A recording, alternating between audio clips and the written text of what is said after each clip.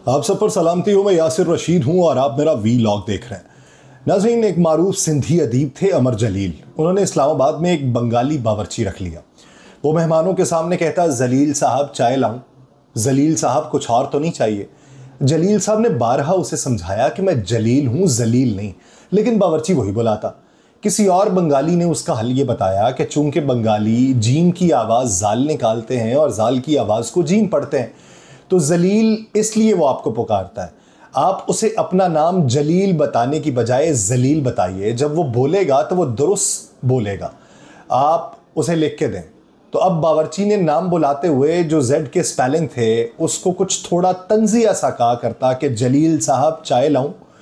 जलील साहब कहने लगे कि अब डबल मसला हो गया। पहले वो मुझे जलील कहता था और जलील समझता था, लेकिन अब वो मुझे जलील पुकारता है और जलील समझता है। इसी तरह का मौजूदा मंजरनामा पाकिस्तान के सियासतदानों को भी कुछ दरपेश है। वो सियासतदान जो अपने आप को ये कह रहे हैं कि हमने मुल्क की बेहतरी के लिए काम किया, तुम कहो कि हमने काम किया। वो कहते हैं कि हमें अगर इक़्तिदार से बदरी का ज़माना देखना पड़ा तो तुम कहो कि वो गलत हुआ। तो लोग कहते हैं, लेकिन दिल ही दिल में क्या समझते हैं आपको पता है। अख्तर इमाम रिजवी का लिखा हुआ है कि ढूंढते हो जिसे दफीनों में, वही वहशी है सबके सीनों में। मेरे काबिल की रिवायत है, पुर्जे जितने भी हैं मशीनों में। सुबह दम फिर से बांट दी किसने, तीरगी शहर के मकीनों में। भूख बोई गई है अब के बरस, दांत उग आए हैं जमीनों में। पाकिस्तान के अंदर मौजूदा हालात, सोशल मीडिया का दौर है और सोशल मीडिया के दौर में एक नहीं, हर हल्के के लिए अलहदा इंतखाबी निशान पाकिस्तान तहरीक इंसाफ को मिलेगा। तो लोग ये समझते हैं, पीटीआई वाले समझते हैं कि आग की तरह इसे फैलाना कोई मुश्किल नहीं है। तहरीक इंसाफ को अब एक ऐसी आसानी मुयस्सर आई है जो किसी दूसरी पार्टी को नहीं है। हर हल्के से दर्जनों उम्मीदवार खड़े हो गए। नई नस्ल के उकाब रातों में रात गली गली उन निशानों की धूम मचाई जा सकती है। वो कहते हैं लैंडस्लाइड ना सही, मुकाबला खूंखार ना सही, जगह जगह जबरदस्त जोड़ पड़ सकता है। अब देखिए कि पाकिस्तान तहरीक इंसाफ वालों की इस वक्त हिकमत अमली क्या होती है। ज्यादातर कागजात नामजदगी जमा हो चुके हैं। कागजात नामजदगी जमा कराने के लिए आज 4:30 बजे तक की मोहलत थी जो खत्म हो गई। इलेक्शन कमीशन हुकाम ने कहा कि कागजात नामजदगी जमा कराने के वक्त में इजाफा नहीं किया गया। आरओ और डीआरओ के दफातर के अहाते में मौजूद उम्मीदवारों से कागजात वसूल किए जाएंगे। पाकिस्तान मुस्लिम लीग नून के कायद नवाज शरीफ ने आज लाहौर से कौमी असम्बली के हल्का NA 130 से कागजात नामजदगी जमा करवाएं, जबकि विफाकी सतह के नून लीगी लीडर खुरम दस्तगीर खान साहब ने NA 78 गुजरावाला की नशिस्त के लिए कागजात जमा करवाए। पाकिस्तान तहरीक इंसाफ की जानिब से डॉक्टर यास्मीन राशिद साहिबा ने भी NA 130 से अपने कागजात जमा करवाए, जबकि पाकिस्तान पीपल्स पार्टी की जानिब से इकबाल अहमद खान, जमात इस्लामी की जानिब से भी सूफी खलीक और अहमद भट्ट और जमीयत उलमा इस्लाम फे की तरफ से मौलाना सलीमुल्लाह कादरी ने कागजात नामजदगी जमा करवा दिए। अब मियाँ साहब भी हैं, एक हल्के मुझसे ज़्यादा इक्तफा किया हुआ है कि एक हल्के में अगर शिकस्त का सामना करना पड़ता है तो दूसरी जगह पे जाके देखेंगे। इसी तनाजुर के अंदर मुख्तलिफ लीगी रहनुमाओं ने इसी तरीके से हिकमत अमली अपनाई है। पाकिस्तान तहरीक इंसाफ में चंद एक रहनुमाएं जिन्होंने मुख्तलिफ जगहों से कागजात नामजदगी जमा करवाए हैं। चेयरमैन पीपल्स पार्टी बिलावल भुट्टो जरदारी ने NA 194 लाड़काना से कागजात नामजदगी जमा करवाए, जबकि vice chairman PTI Shah Mahmood Qureshi ने NA 150 मुल्तान से भी कागजात नामजदगी जमा करवा दिए हैं। NA 150 से जैन कुरैशी और मेहरबानू कुरैशी ने भी कागजात नामजदगी जमा करवाए, जबकि NA 180 कोट अद्दू से साबिक वज़ीर ख़ारजा हिना रब्बानी खर ने कागजात जमा करवाए।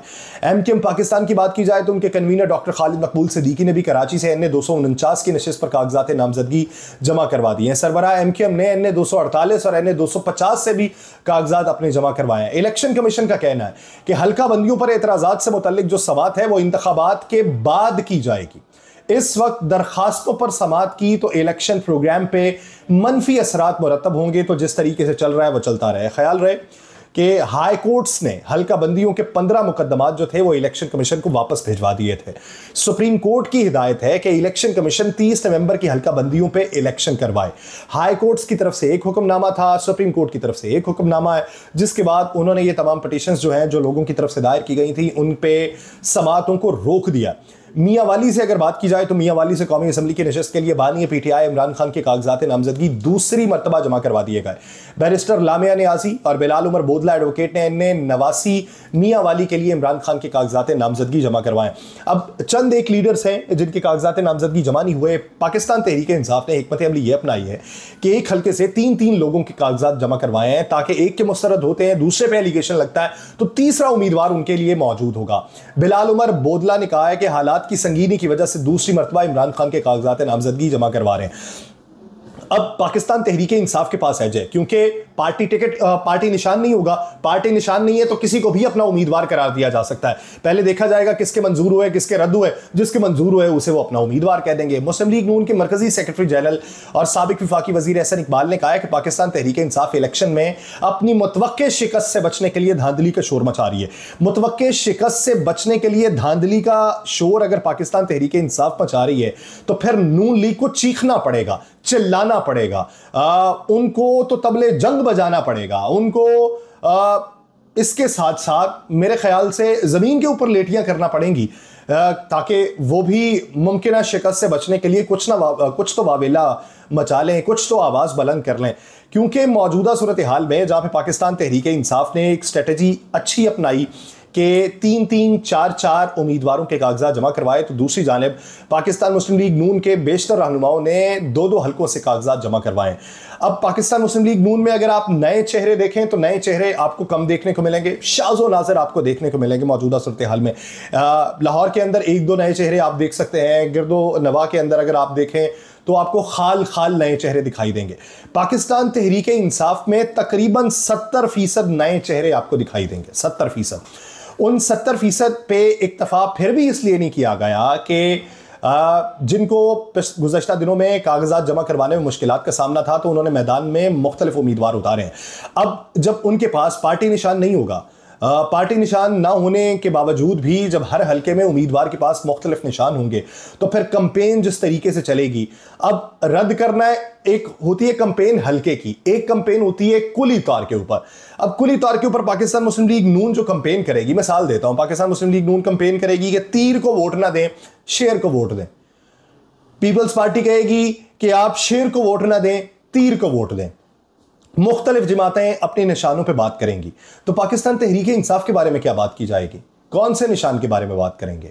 बेशतर जितने भी इलेक्शंस होते रहे उसकी कंपेन्स के अंदर हल्कों में इसी तरीके के ऐलानात होते रहे कि बल्ले को तोड़ दिया जाएगा, शेर की पिटाई की जाएगी, तीर किसी के सीने में पैवस्त हो जाएगा, इस तरह के बयानात होते थे। अब पीटीआई के बारे में क्या बयान होगा, कोई निशान ही नहीं है तो उनके बारे में बयान क्या हो सकता है। कुली तौर पे आपकी जो मेजर कंपेन है वो मुख्तलिफ पार्टीज की, अगर वो ये समझती हैं कि किसी हल्के में पाकिस्तान तहरीक इंसाफ उनके मुकाबिल है और उसी से उसको जीतना है, तो उनके पास पाकिस्तान तहरीक इंसाफ को डोमिनेंट करने के लिए कोई स्लोगन मौजूद नहीं है जिसे वो अपने बयानिए का हिस्सा बना सकें। तो मेरे ख्याल के अंदर पाकिस्तान तहरीक इंसाफ के पास ये एडवांटेज है। हाँ, मुश्किल तो उन्हें होगी, लेकिन उनके रहनुमा ये समझते हैं कि मुख्तलिफ हल्कों के अंदर जो कंपेन है उसे सोशल मीडिया के जरिए चलाया जाएगा। अब सोशल मीडिया के जरिए जो चलाया जाएगा उसमें हल्के के अंदर किस हद तक कंपेन हो सकती है, किस हद तक बावर करवाया जा सकता है। जो पुराने लोग हैं उन्हें ये याद होगा कि पाकिस्तान पीपल्स पार्टी जब टूटी थी तो जो तलवार का निशान था, तलवार का निशान उसका ख़त्म होके तो उसे दूसरा निशान मिला था। कुछ लोग ये कहते हैं कि पाकिस्तान पीपल्स पार्टी का भी तो निशान छीन लिया गया था, लेकिन उसके बदले उनको दूसरा एक निशान मिला था जिसके ऊपर इलेक्शन हुए थे, उनका निशान तब्दील हुआ था। निशान का वापस लिए जाना और आज़ाद उम्मीदवार के तौर पे मैदान में उतरना, ये पाकिस्तान तहरीक इंसाफ के लिए कड़ा इम्तिहान है। और इस कड़े इम्तिहान में उनकी जो स्ट्रैटेजी है, अगर वो कामयाब हो गई तो दहाइयों तक ये याद रखी जाएगी कि किसी पार्टी के पास निशान नहीं भी था फिर भी उसने मैदान मारा है। लेकिन इसका सेटबैक जो सबसे बड़ा पाकिस्तान तहरीक इंसाफ को देखना पड़ेगा, वो मखसूस नशिस्तों का ना मिलना उनके लिए बहुत बड़ा सेटबैक होगा। तो यूं एक बड़े पैमाने के ऊपर जब आपकी नशिस्तें बनती हैं तो एक पार्टी की शक्ल उसे इख्तियार करना होती है। उसमें अगर हुकूमत बनाने में तहरीक इंसाफ कामयाब नहीं भी होती तो एक बहुत बड़ी प्रेशर अपोजिशन बनाने में पाकिस्तान तहरीक इंसाफ कामयाब होगी, जो चलती हुई हुकूमत के लिए बेशतर मसाइल पैदा कर सकती है। तो जो लोग अभी ये तकिया किए बैठे हैं या सोच के बैठे हैं कि हुकूमत हमारी है, तो हुकूमत अभी किसी की बनती दिखाई नहीं दे रही। अभी इश्क के इम्तिहान और भी हैं। मियाँ साहब के लिए सबसे बड़ी परेशानी जो है ना, वो एमकेएम का जो सबसे पहले उनके साथ सीट एडजस्टमेंट की बात थी या इत्तेहाद की बात थी, उसका बैकफुट पे चले जाना, बलूचिस्तान के अंदर से जिन लोगों के साथ वादे वईद थे वो पीपल्स पार्टी में उनका चले जाना, और फैसल वावडा का आसिफ अली जरदारी से मुलाकात करना, ये एक बहुत बड़ा साइन है। समझने के लिए इशारा काफ़ी है, और जिन्हें समझ आ चुकी है उनको हल्का हल्का सब बुखार भी होने लगा। मुझे दीजिए इजाज़त, अल्लाह ने के बाद।